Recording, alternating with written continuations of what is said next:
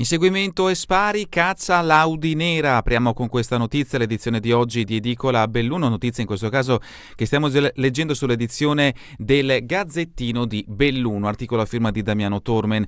Un inseguimento a tutta velocità nella notte, un colpo di pistola sparato nel tentativo di fermare una macchina in fuga, perfino un incidente e poi il ritrovamento dell'auto fuggiasca senza il suo guidatore che ha continuato la corsa a piedi. Sembra la trama di un action movie, invece è il resoconto di un'operazione dei carabinieri di Belluno che si sono messi alle calcagna di un sospetto, un uomo che sarebbe responsabile probabilmente assieme ad altri complici di una serie di furti negli appartamenti della periferia del capoluogo, alcuni messi a segno, altri tentati e sfumati. E proprio da uno dei colpi senza successo sarebbe partita la segnalazione che ha fatto scattare le ricerche. È successo tutto nella serata di lunedì, all'Imbrunire ci sono stati 5 furti tra il centro e la zona di Levego, di questi 3 sono stati messi a segno, 2 invece non sono andati a buon fine, ma tanto è bastato per segnalare un'auto sospetta, un Audi RS di colore nero. I carabinieri hanno iniziato a mettersi sulle sue tracce e hanno trovato un veicolo che corrispondeva alla descrizione all'Agip di Ponte nelle Alpi in Viale Roma. Erano più o meno le 21:30 quando una pattuglia si è fermata e ha provato a controllare la targa. Sono bastati pochi secondi al sospettato, in quel momento fuori dal veicolo, per capire che per lui si stava mettendo male. È risalito immediatamente in macchina e ha tentato di investire il carabiniere che stava controllando la targa. Con prontezza di riflessi però il militare ha schivato l'auto, ha estratto la pistola d'ordinanza e ha esploso un colpo mirato verso una delle ruote per bloccare subito il tentativo di fuga. Il proiettile però ha colpito il cerchione e non lo pneumatico e il fuggitivo ha potuto riprendere la strada sgommando.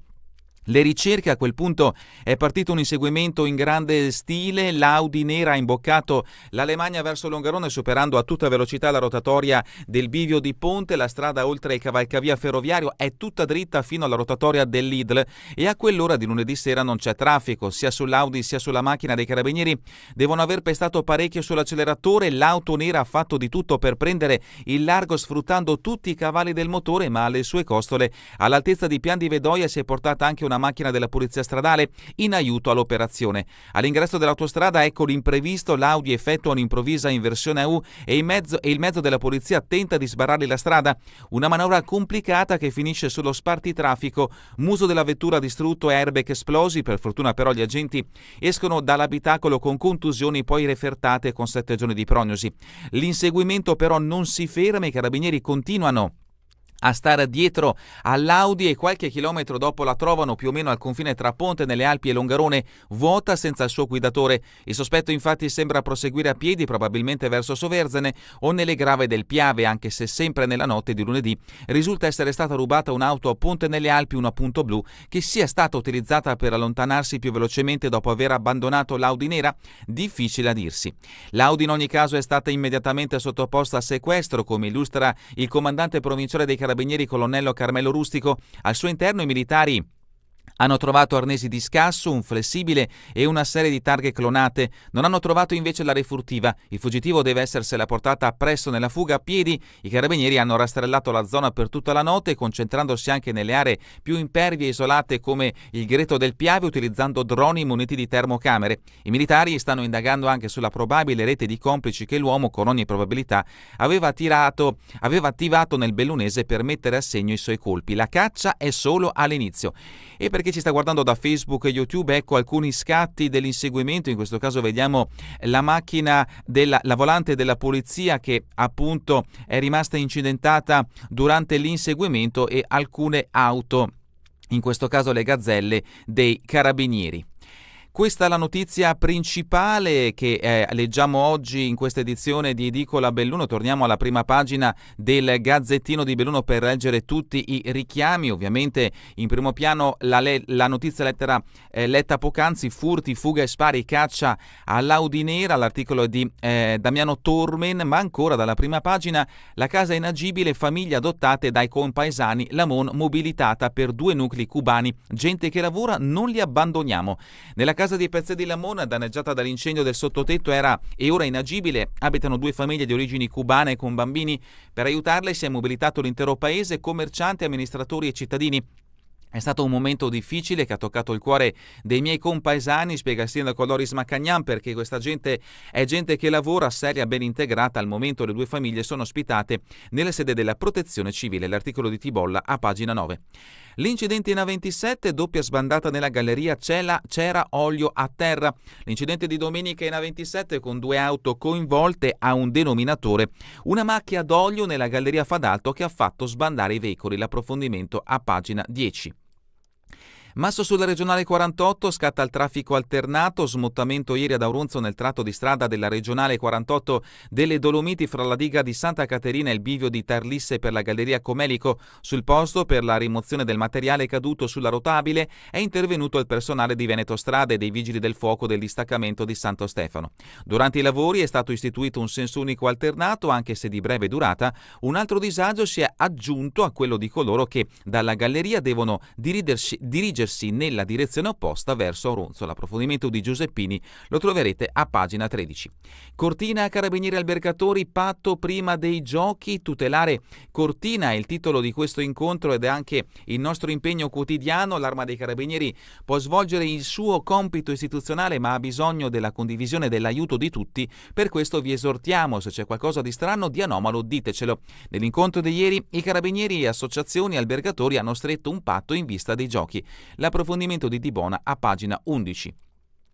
Claudio Fontanive firma invece questo articolo a pagina 10. Agordo, Follador, Paceri addio, ora si cerca un reggente. Ora è ufficiale, Antonella Paceri non è più dirigente scolastico dell'Istituto Follador De Rossi. Ieri l'ufficio scolastico regionale, a firma del direttore Marco Bussetti, ha emanato un avviso pubblico per l'acquisizione delle disponibilità alla reggenza in considerazione della sopravvenuta vacanza del posto di titolare. In pratica si chiede se c'è un docente disposto a succedere alla Paceri.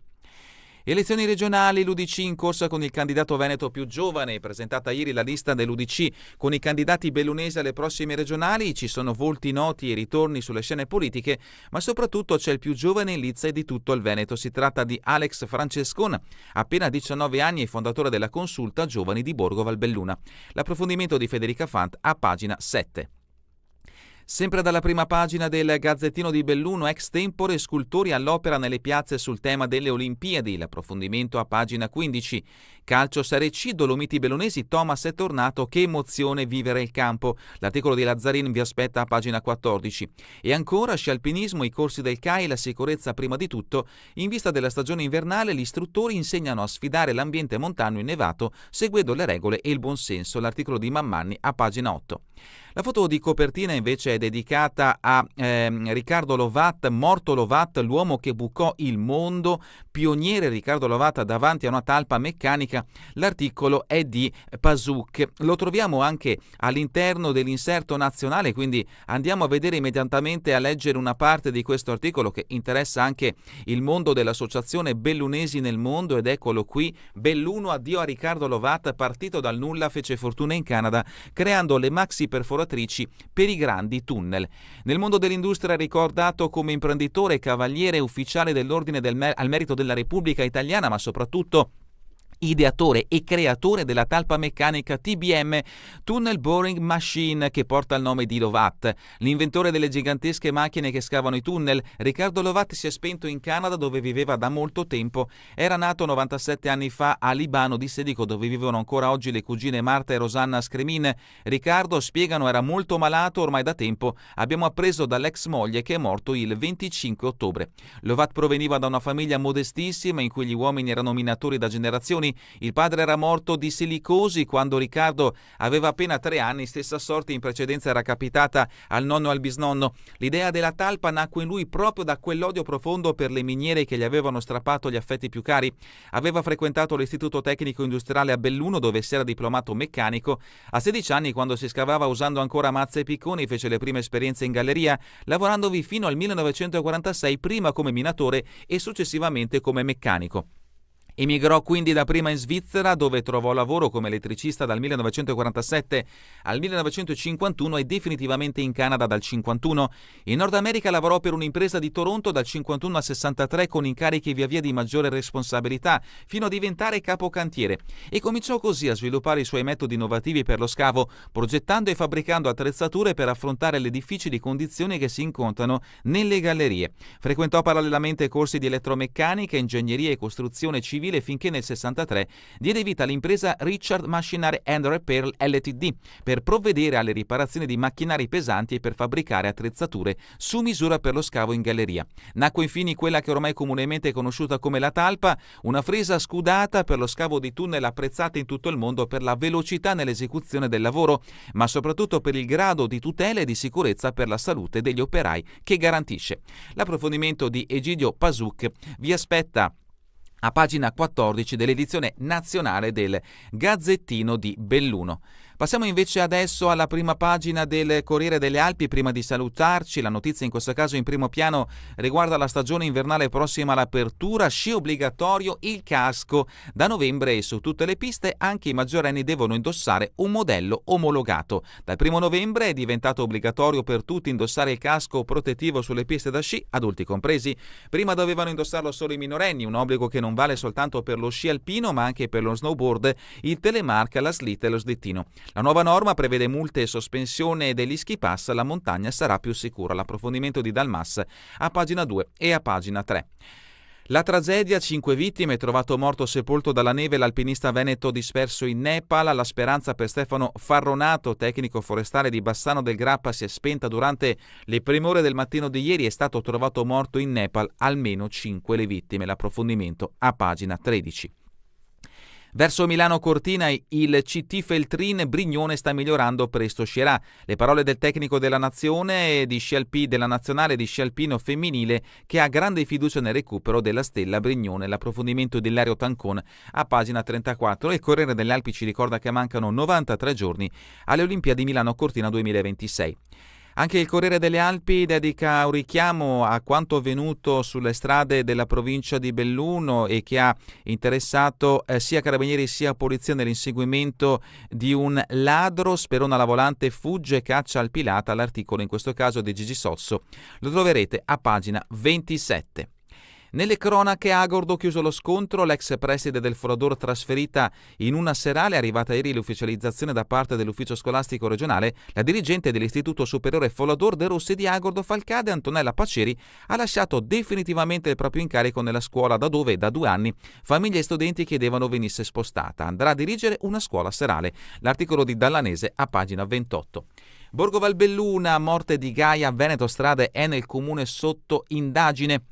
L'inchiesta sulla morte di Gaia De Gaulle, consulenti della Procura e parti civili sono al lavoro per individuare responsabilità sui fatti dello scorso 15 luglio a Cesana Beach. Le ipotesi di reato: omicidio colposo della quindicenne e lesioni colpose della sua amica. Gli ambiti di indagine coinvolgono Veneto Strade, Comune di Borgo Valbelluna, Enel Green Power. L'approfondimento lo troverete a pagina 26. Un richiamo di carattere nazionale: Forattini e la politica dissacrata, addio al vignettista, aveva 94 anni. E ancora, lavoratori e imprese sempre più stranieri, Veneto, il 12% delle ditte ha un titolare non italiano, un addetto su 8 da oltre confine. L'approfondimento di Currado a pagina da pagina 4 a pagina 5. E a pagina 5 un articolo a firma di Tomè: non mi assumevano, ho aperto un'azienda. La testimonianza quindi diretta che troverete in questa edizione del Corriere delle Alpi. E con questa notizia, con questo richiamo trovato sulla prima pagina del quotidiano bellunese, è davvero tutto per questa edizione di Edicola Belluno. Vi ricordo che torneremo in replica questa sera via streaming alle 20 domani mattina all'1, ora locale italiana. A voi tutti un buon proseguimento di giornata in compagnia come sempre di Radio ABM, la web radio dell'Associazione Bellunesi nel Mondo.